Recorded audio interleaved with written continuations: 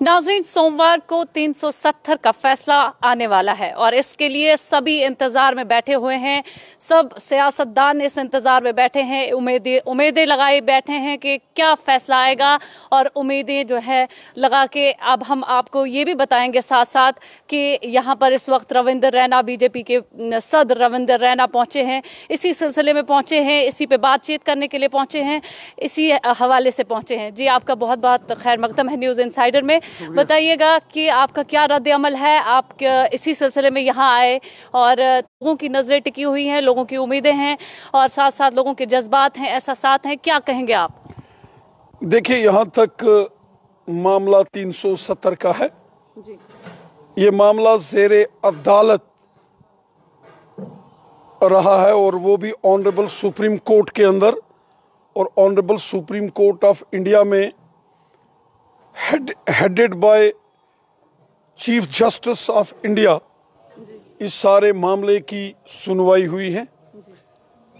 एक बहुत बड़ी जजेस की बेंच ने इस सारे मामले को सुना है और सबसे बड़ी बात इस मामले में ये रही कि सारा का सारा केस ऑनलाइन पूरे मुल्क और दुनिया के लोगों ने ये देखा जब वहाँ बहस हो रही थी अदालत के अंदर,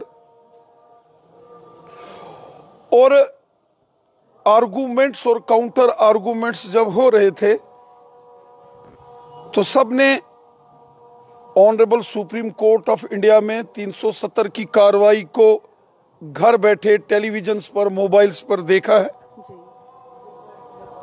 अब सोमवार 11 दिसंबर के दिन honourable supreme court of India इस पर अपना फैसला सुनाने वाला है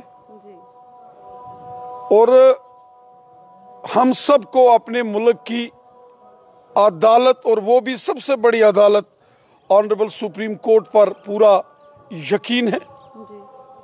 हमको अपने मुल्क की सुप्रीम कोर्ट का एहतराम है, रिस्पेक्ट है।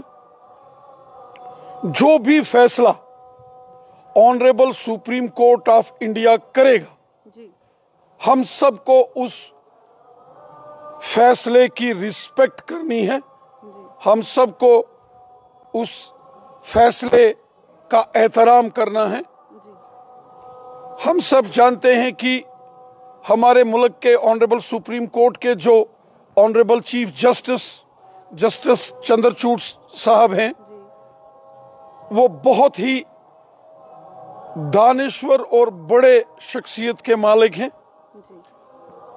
जब वो उनके वालिद मोहतरम भी सुप्रीम कोर्ट के जस्टिस थे और ऑनरेबल जस्टिस चंद्रचूड़ जी के बारे में ये कहा जाता है कि जो एक बड़ा फैसला उनके वालिद साहब ने किया था, उन्होंने अपने वालिद मोहतरम के फैसले को भी पलट दिया था।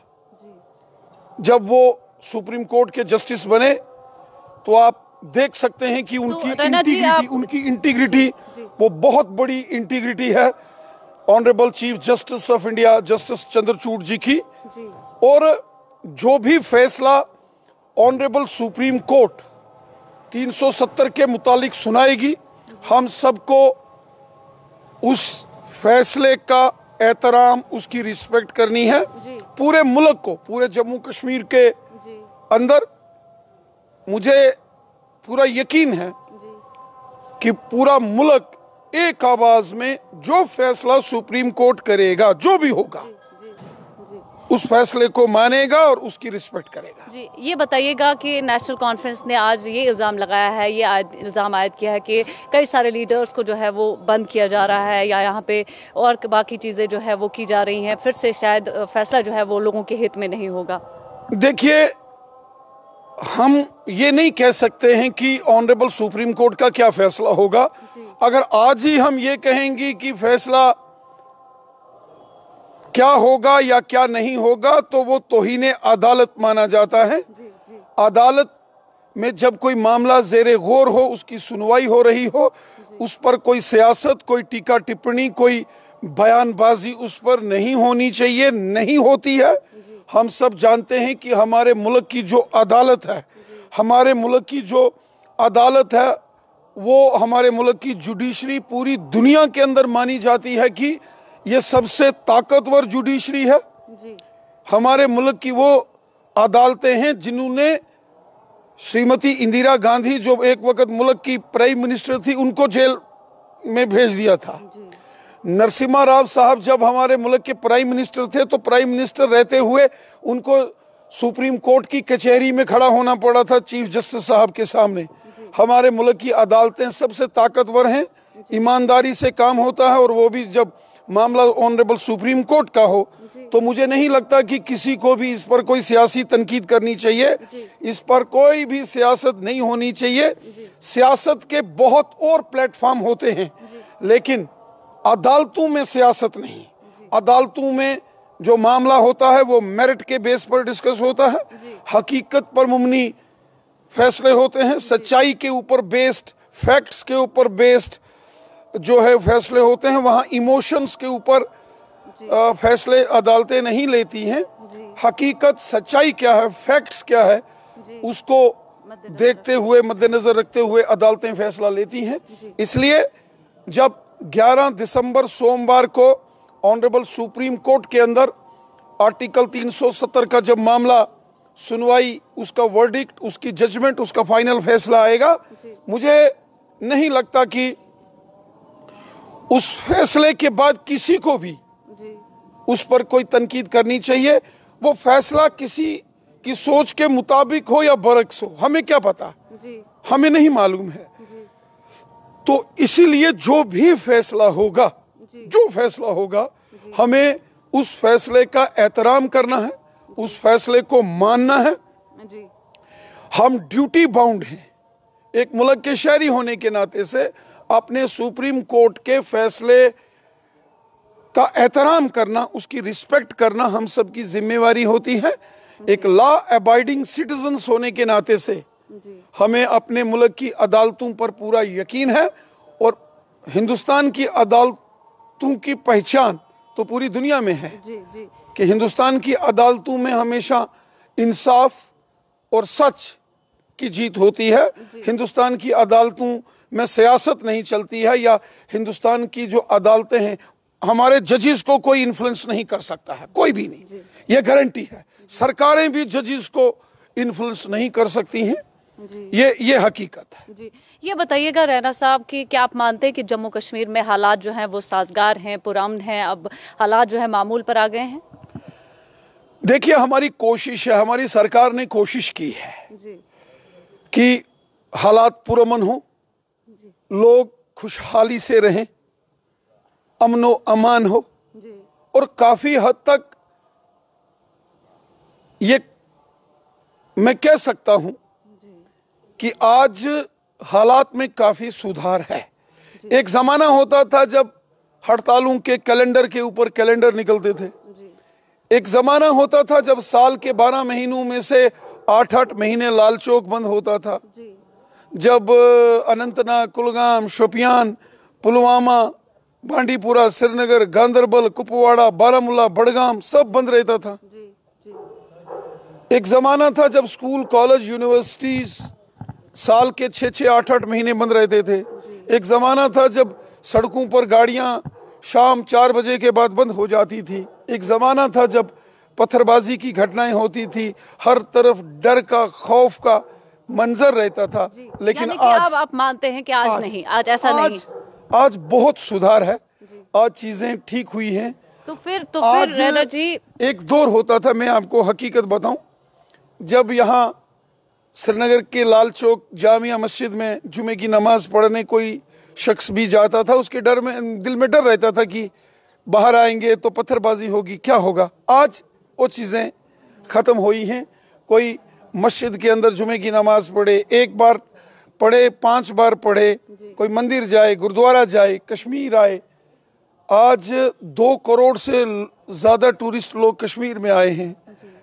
आज G20 का समिट कश्मीर में हुआ है।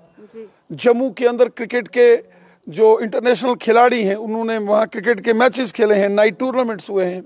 मैं पिछले दिनों देख रहा था साउथ कश्मीर के बिजबिहाड़ा में नाइट क्रिकेट टूर्नामेंट, अनंतनाग में नाइट क्रिकेट टूर्नामेंट हो रहे हैं। तो काफी हद तक हालात के अंदर सुधार तो है, लेकिन जो अमन के दुश्मन हैं, जो कश्मीरियों के दुश्मन हैं, जो कश्मीर के दुश्मन हैं, जो इंसानियत के दुश्मन हैं, वो कोई ना कोई साजिश खराबी करने की कोशिश करते हैं कि यहाँ बेगुनाह लोगों का, मासूमों का खून बहे।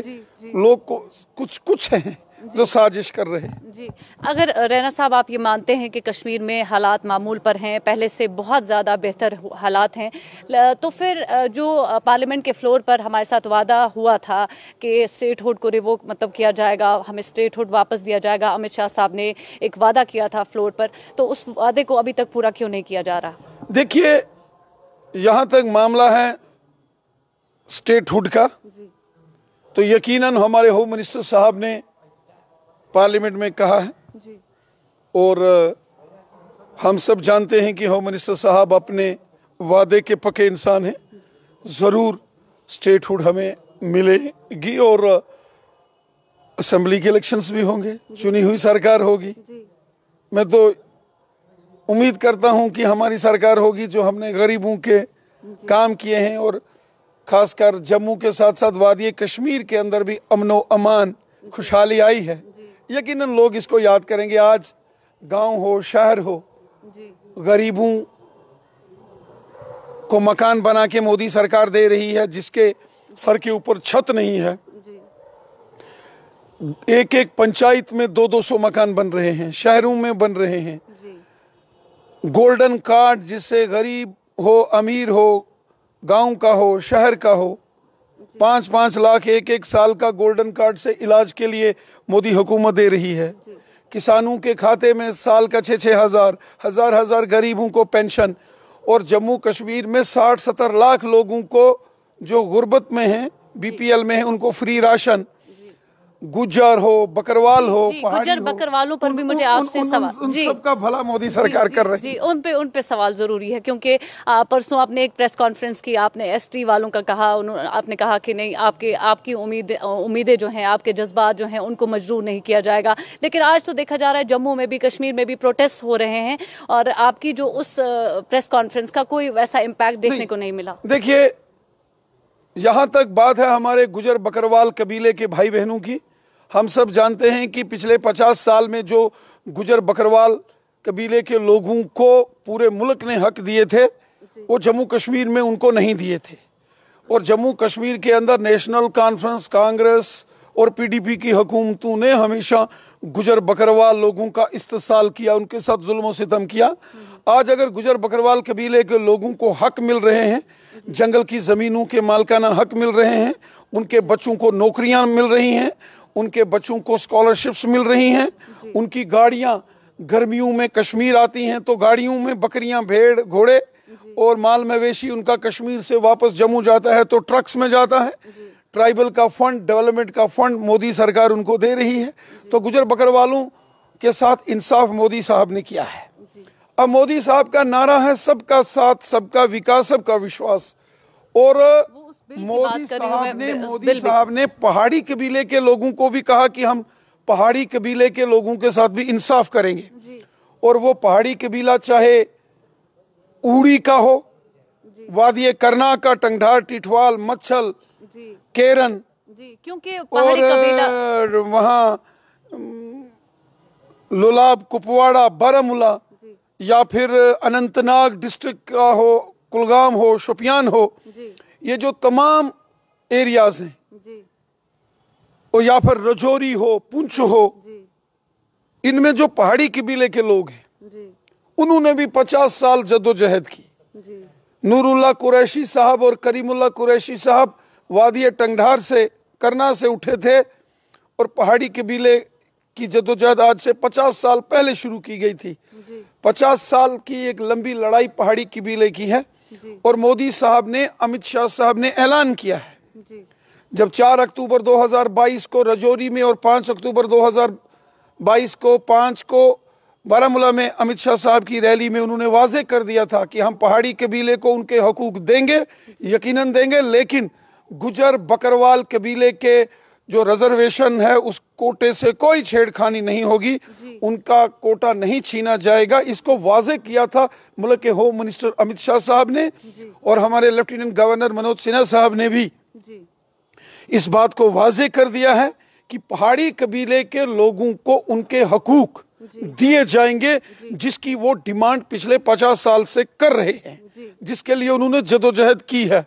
लेकिन गुज्जर बकरवाल कबीले के एसटी के रिजर्वेशन के कोटे से कोई छेड़खानी नहीं होगी, उनका कोई उसमें डिल्यूशन नहीं होगी, उनके हकूक यूं के तुम बरकरार रहेंगे, नौकरियां हो, एडमिशन्स हो, उनका तमाम जो स्टेटस है, जो आज उनको सहूलियत हैं, वो बरकरार रहेंगी।